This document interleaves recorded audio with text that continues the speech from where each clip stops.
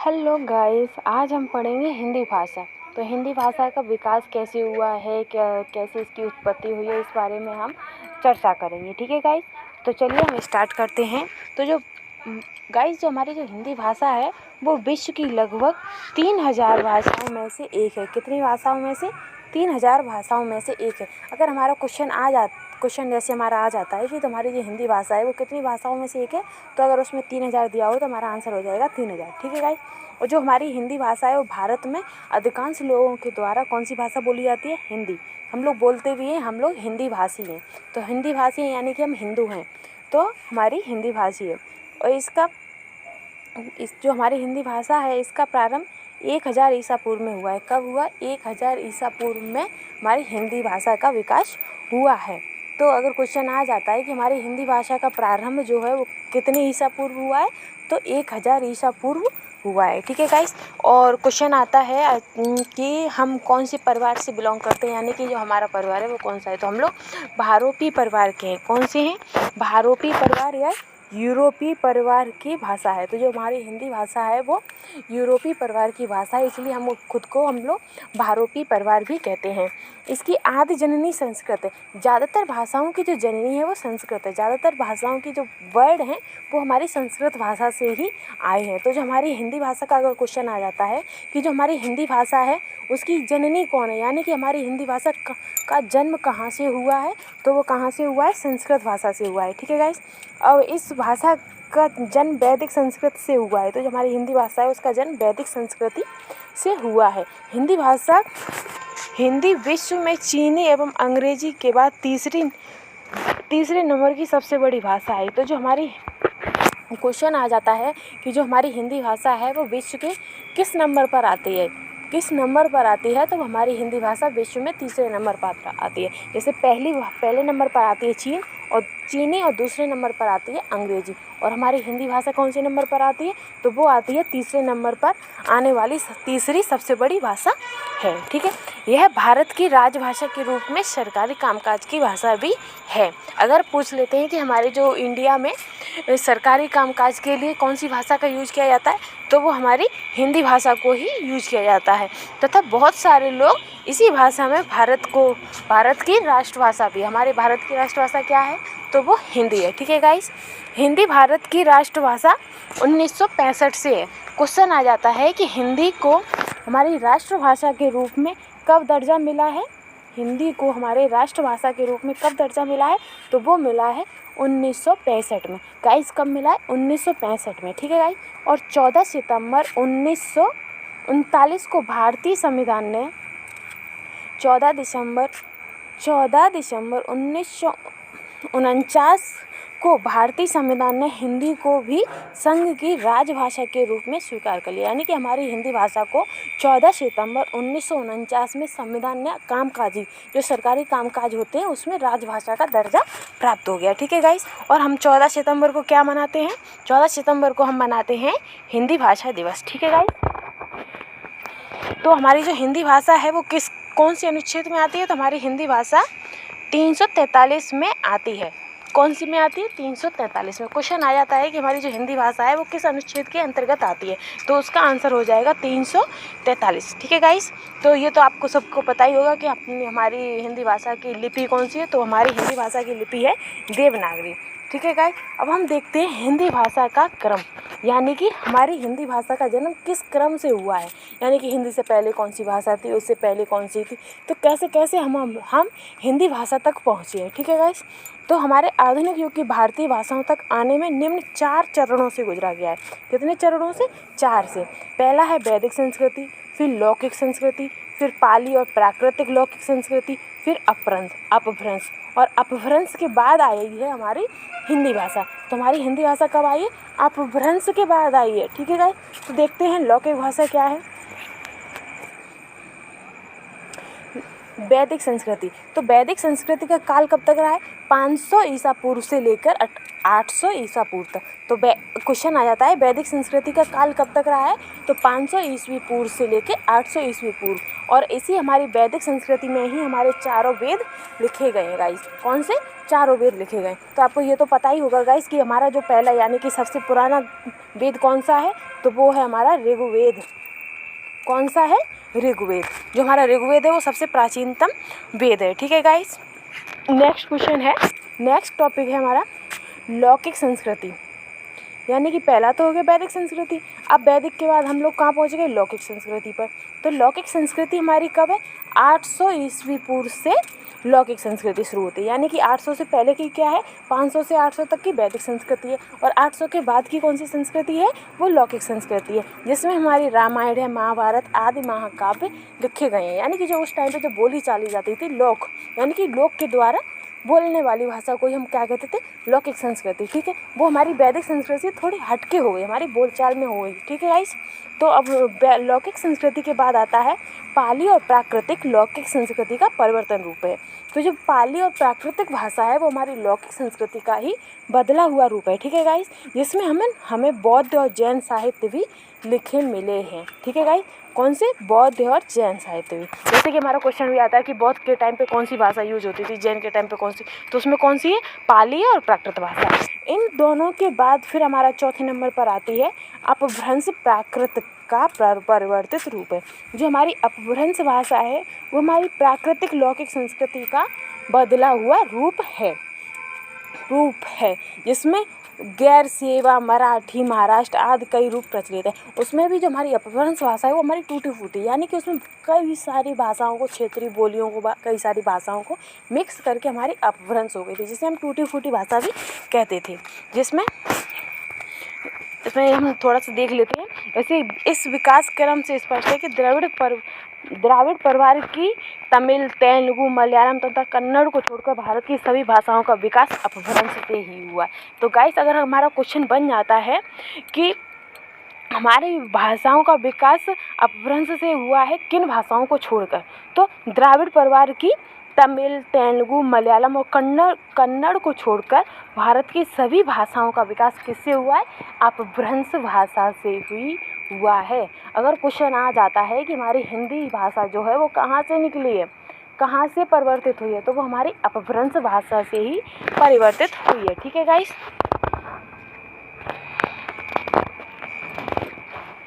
जैसे अब हमारा कुछ टॉपिक है मानक हिंदी। मानक हिंदी क्या होती है? तो स्टैंडर्ड हिंदी भी कहा जाता है। मानक हिंदी यानी कि जो हम पत्रिकाएं लिखते हैं, काव्य लिखते हैं, गद्य लिखते हैं, पद्य लिखते हैं, और जैसे किसी उपन्यास लिखते हैं, रचनाएं करते हैं, तो उसमें हमारी जो भाषा होती है वो हमारी बोलचाल की भाषा से थोड़ी हटके होती है। हिंदी का एकदम शुद्ध रूप होता है। कैसा रूप होता है? शुद्ध रूप होता है। उसे ही हम क्या कहते हैं? मानक हिंदी भी कहते हैं। जिसमें मूल आधार खड़ी भाषा होती है। जैसे हम लोग, हमारी पूर्वी भाषा अलग है, उसमें बड़े प्यार से बोलते हैं, पर नहीं, लेकिन जब हम उसे लिखते हैं तो हम उसे शुद्ध हिंदी में लिखते हैं। तो जो हमारा हिंदी का जो शुद्ध लिखने का जो शुद्ध रूप होता है ना, वो हमारी खड़ी बोली से मिलता हुआ होता है। कैसा होता है? खड़ी बोली से मिलता हुआ होता है, जिस कारण हम, और खड़ी बोली से होता है तो उसे ही हम मानक हिंदी कहते हैं। क्या कहते हैं? मानक हिंदी कहते हैं। इसी भाषा में देखिएगा, इसमें लिखा भी है। पत्रिकाएं जो प्रकाशित होती हैं, और उच्च माध्यम में जैसे रेडियो, दूरदर्शन आदि कार्यक्रमों में जो भाषा यूज होती है, न्यूज़ वगैरह में जो भाषा यूज होती है, न्यूज़पेपर में जो भाषा यूज होती है, उसे ही हम क्या कहते हैं? मानक भाषा कहते हैं।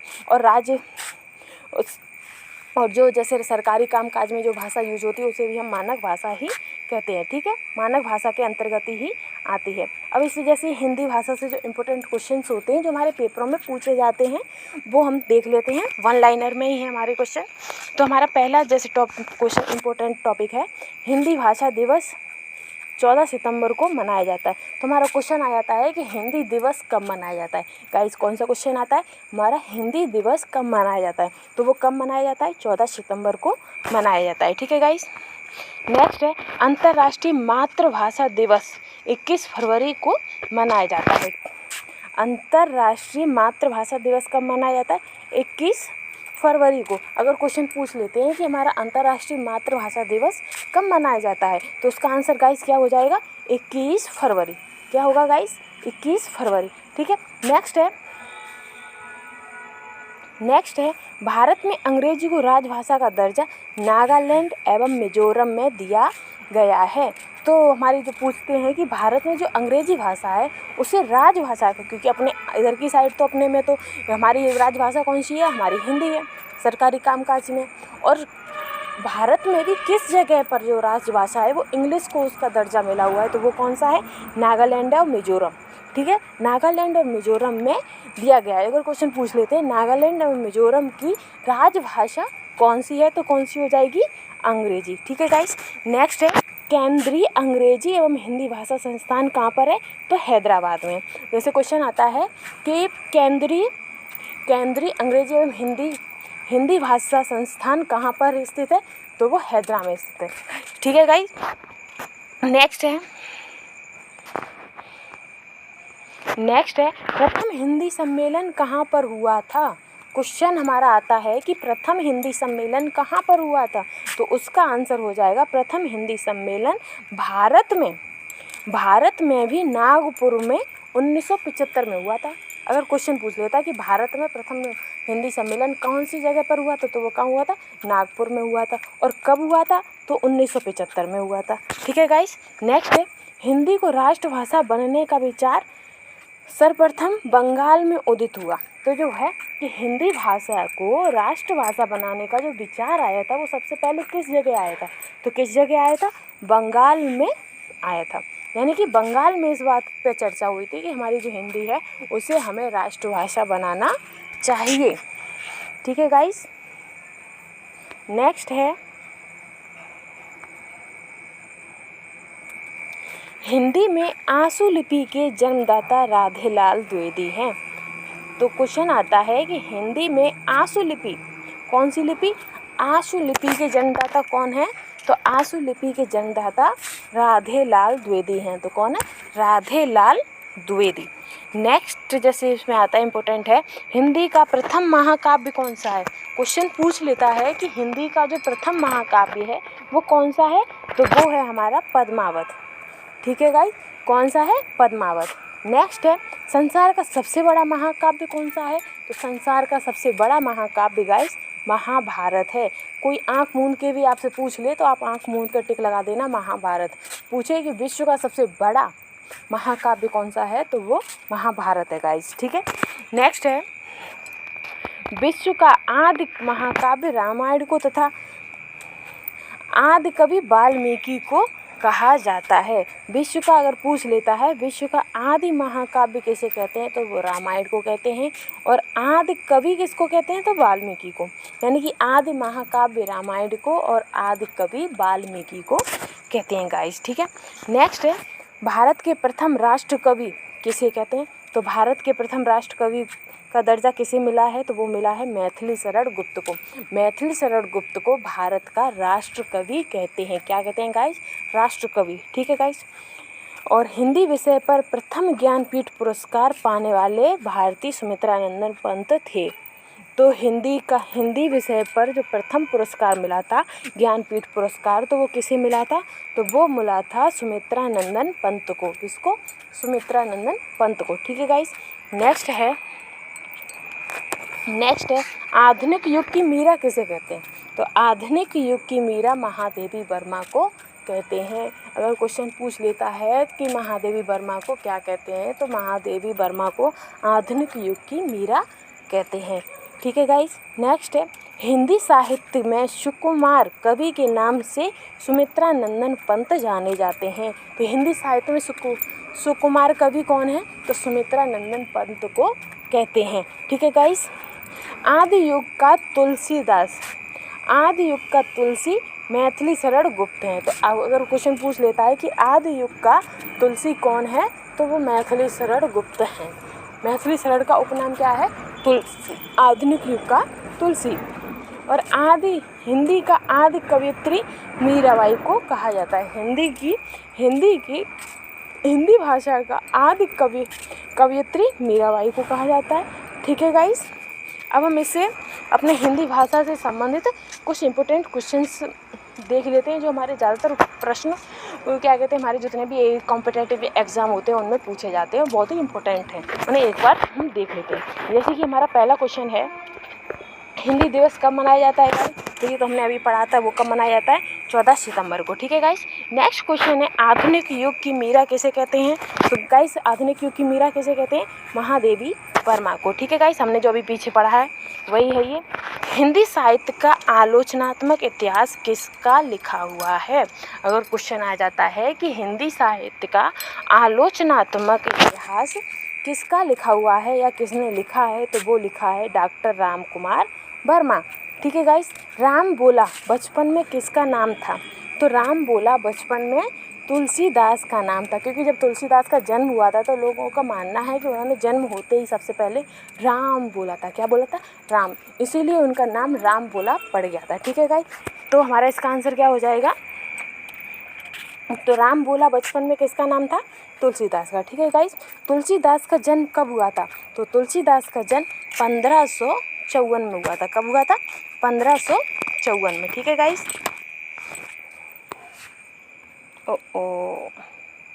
हाँ, अब आता है आदिकाल को वीरगाथा काल किसने कहा है? जो हमारा आदिकाल है उसे वीरगाथा काल किसने कहा है? तो ये कहा है पंडित रामचंद्र शुक्ल ने। तो पंडित रामचंद्र शुक्ल ने आदिकाल को वीरगाथा काल कहा है। ठीक है गाइस। नेक्स्ट है, हिंदी की उत्पत्ति किस अपभ्रंश से हुई है? तो हिंदी की उत्पत्ति शौरसेनी अपभ्रंश से हुई है। गाइस ये क्वेश्चन बहुत ही इम्पोर्टेंट है, आप इन्हें ज़रूर कहीं ना कहीं नोट कर लें या इस वीडियो को सेव कर लें, यानी कि डाउनलोड कर लें और इसे कहीं भी चलते फिरते 2 मिनट रिवाइज कर लें। ये ज़्यादातर क्वेश्चंस कॉम्पिटेटिव एग्ज़ाम में पूछे जाते हैं, जिसमें हमारी हिंदी होती है, जैसे TGT हो गया और टेट हो गया, सुपर टेट हो गया और PCS वगैरह के जो एग्ज़ाम होते हैं RO के, इनमें ये क्वेश्चन पूछ लिए जाते हैं। ठीक है गाइस। कि हिंदी की उत्पत्ति किस अपभ्रंश भाषा से हुई है? तो हिंदी की उत्पत्ति कहाँ से हुई है? शौरसेनी अपभ्रंश भाषा से हुई है। ठीक है गाइस। नेक्स्ट है, निम्नलिखित में से कवि राष्ट्र कवि कहलाते हैं? यानी कि जो हमारे ये कवि हैं इनमें से किसको राष्ट्र कवि कहते हैं? तो राष्ट्रपति हम कहते हैं मैथिली शरण गुप्त को। किसको कहते हैं? मैथिली शरण गुप्त को। ठीक है गाइस। नेक्स्ट है, आधुनिक युग का तुलसी किसे कहा है? तो आधुनिक युग का तुलसी किसे कहते हैं? मैथिली शरण गुप्त को।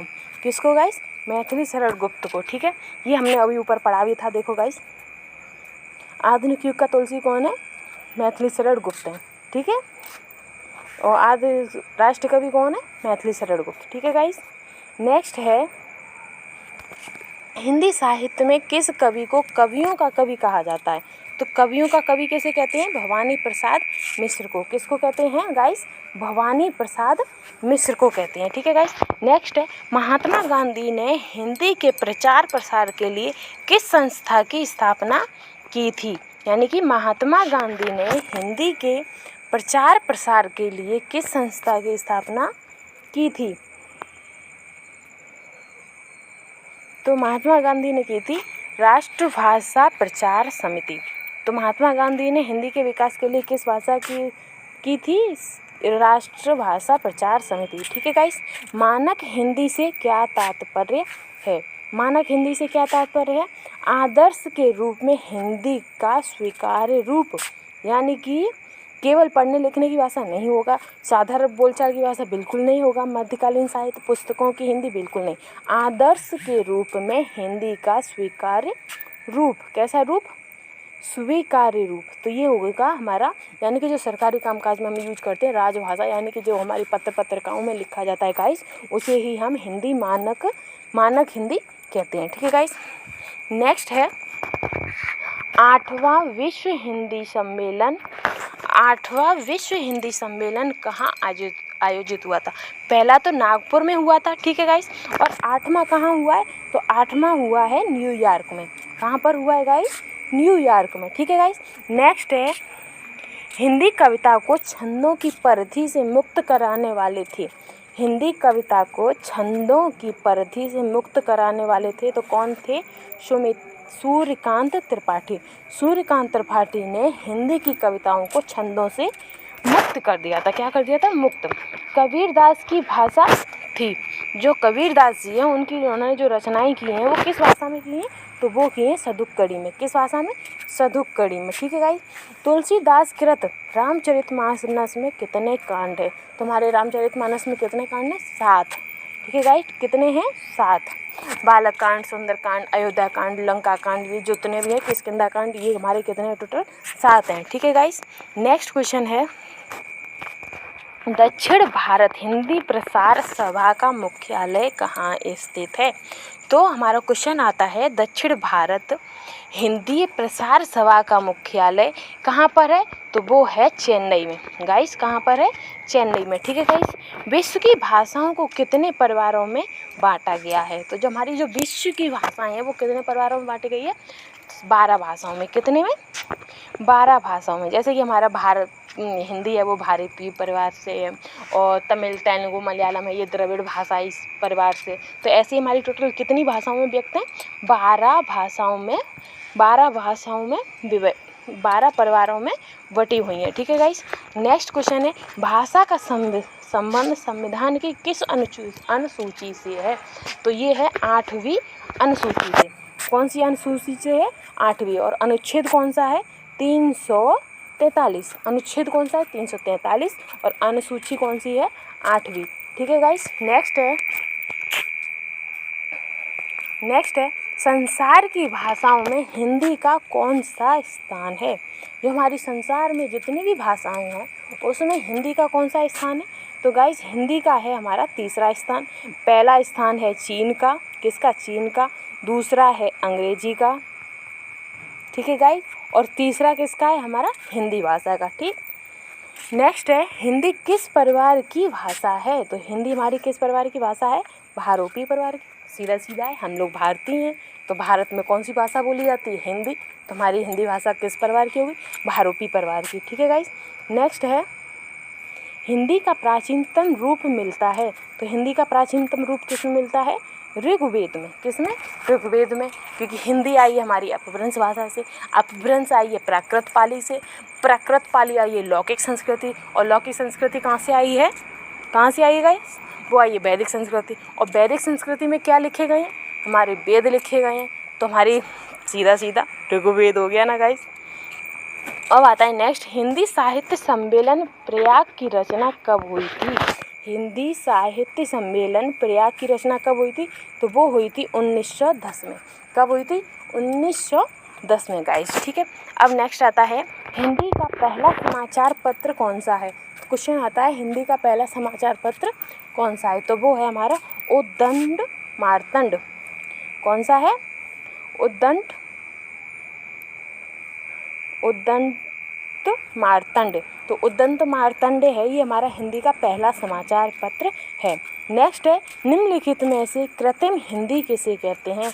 तो रेखता को कृत्रिम हिंदी कहते हैं। ठीक है गाइस। नेक्स्ट क्वेश्चन है,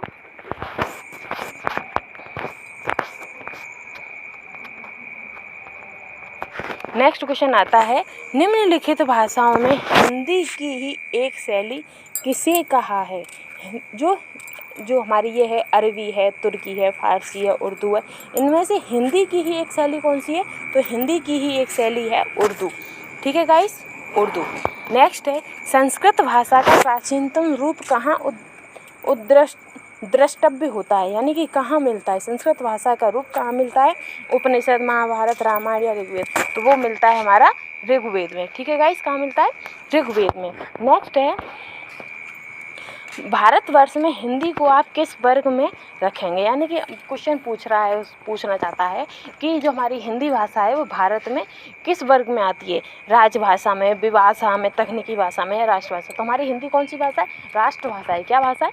राष्ट्रभाषा। तो इसका आंसर हो जाएगा राष्ट्रभाषा। ठीक है गाइस।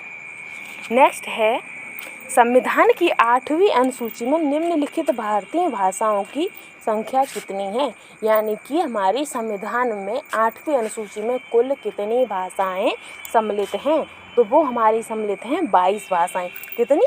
22। ठीक है गाइस। नेक्स्ट है, देवनागरी कौन सी भाषा है? देव भाषा कौन सी भाषा है? तो देव भाषा हम लोग संस्कृत भाषा को ही देव भाषा कहते हैं। संस्कृत भाषा को क्या कहते हैं? देव भाषा। ठीक है गाइस। नेक्स्ट है, हिंदी भाषा का जन्म हुआ है। तो हिंदी भाषा का जन्म किससे हुआ है? पाली प्राकृत से। किससे हुआ है? पाली प्राकृत से। ठीक है गाइस। नेक्स्ट है हिंदी कौन सी भाषा का शब्द है? तो जो हिंदी शब्द है वो फारसी भाषा का शब्द है। किसका शब्द है? फारसी भाषा का शब्द है। ठीक है गाइस। नेक्स्ट है पंजाबी भाषा का जन्म किस अपभ्रंश से हुआ है? पंजाबी यानी कि पैशाची।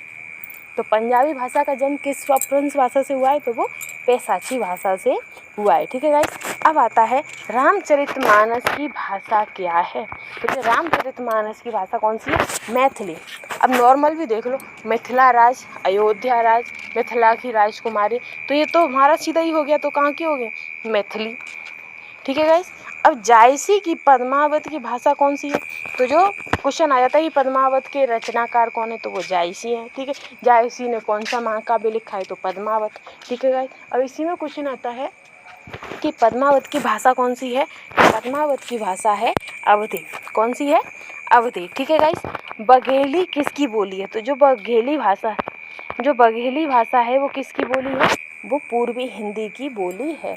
बघेली को हम क्या कहते हैं? पूर्वी हिंदी की बोली कहते हैं। ठीक है गाइस। नेक्स्ट है विभाषा किसे कहते हैं? विभाषा। तो विभाषा, इसका आंसर हो जाएगा हिंदी क्षेत्र की प्रमुख बोलियों को विभाषा कहते हैं। भाषा तो हमारी एक हो गई हिंदी। अब हिंदी में भी जो इम्पोर्टेंट बोलियां होती हैं, जैसे कि हमारी क्षेत्रीय बोलियां हो गई, वो नहीं, जैसे हमारी पूर्वी हो गई, पूर्वी हिंदी हो गई, खड़ी बोली हो गई, पश्चिमी हिंदी हो गई, तो ये हमारी क्या हो जाती हैं? विभाषा हो जाती है। ठीक है गाइस। नेक्स्ट क्वेश्चन है खड़ी बोली का प्रयोग सबसे पहले किस पुस्तक में हुआ है? तो खड़ी बोली का प्रयोग सबसे पहले प्रेम सागर में हुआ है। ठीक है गाइस। आज का टॉपिक हम अपना यहीं ख़त्म करते हैं। अगले दिन कल फिर हम एक नई टॉपिक के साथ आएंगे। और अगर आपको मेरी वीडियो अच्छी लगती है, मेरे पढ़ाया हुआ अगर आपको समझ आता है, तो प्लीज़ मेरे चैनल को लाइक करें, शेयर करें और मेरे चैनल को सपोर्ट करें। Thank you guys.